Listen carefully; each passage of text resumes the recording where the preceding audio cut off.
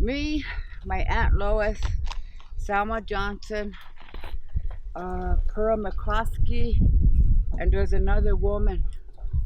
We're the ones that dug Anime's grave for her. No, we couldn't find, no guy would want to do it.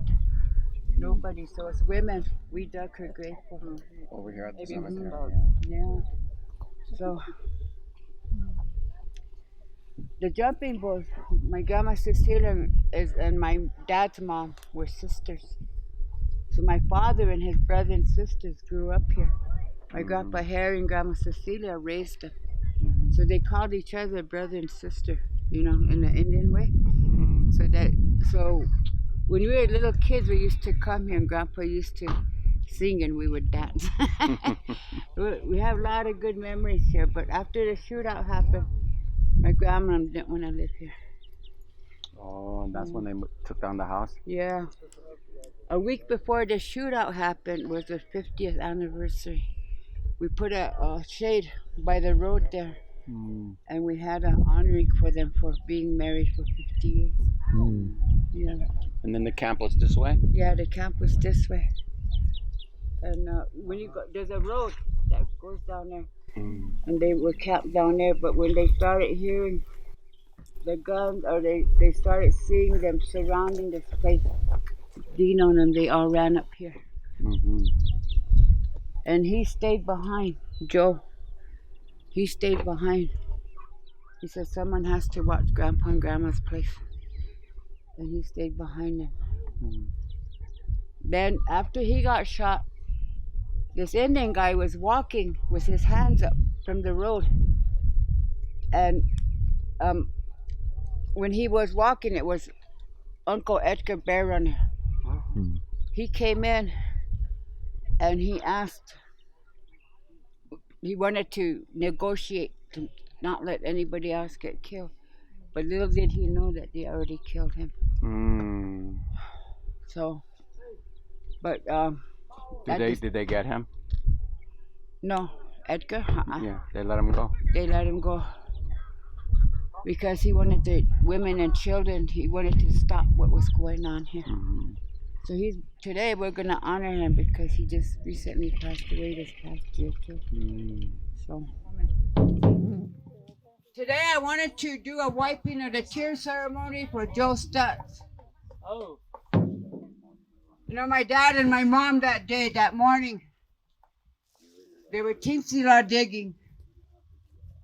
They were Teamsila digging on the north side of Oglala. And this eagle came to them. And he was flapping his wings at them. And my dad said, Dolores, let's go. That eagle's saying something. When they got home,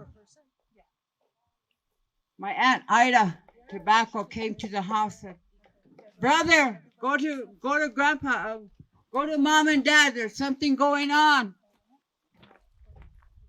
There's something bad going on. There's a lot of cops, a lot of people with guns surrounding Grandma's, Mom and Dad's place.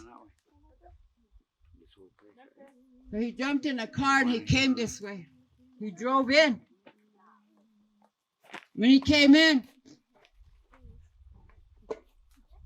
Joe Stott came running to the car. He told Joe, get in.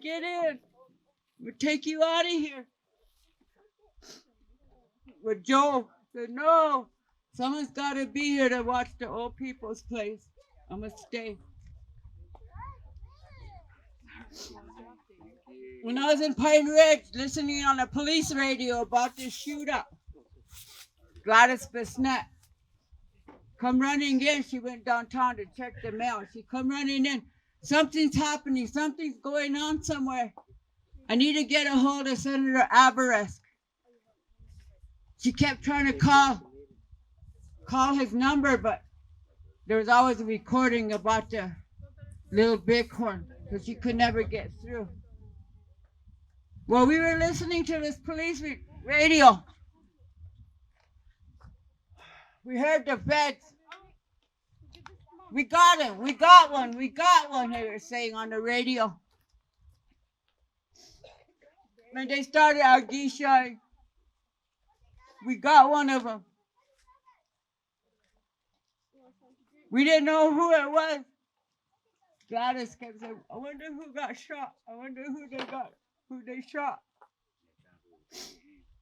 Another time it was Joe.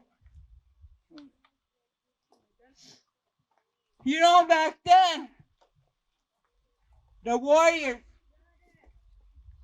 they were strong. They weren't afraid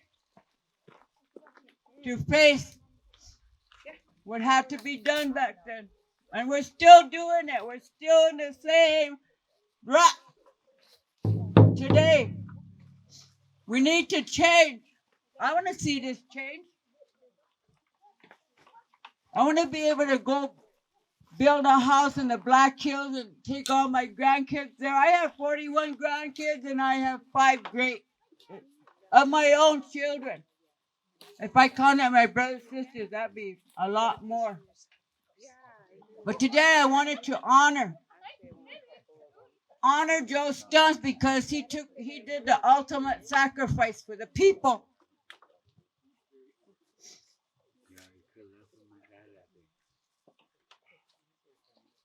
He was a quiet man, but he was there for the people. So I want to conclude what I have to say about this, and because I'm old now and I don't know if I'll be here next year either. But I walk and pray. When I come up that hill, I start dancing with the music because that's when I know my prayers are answered, because I can make that hill. I was 17 years old when Wounded Knee happened. I was 17 years old when American Indian movement came, and I became a member since. I'm 66 years old now. But I want to thank you all. And I want to conclude here today in memory of Joe and everyone that was mentioned, and all the other relatives that have gone on over the years. Oh, may Doc answer.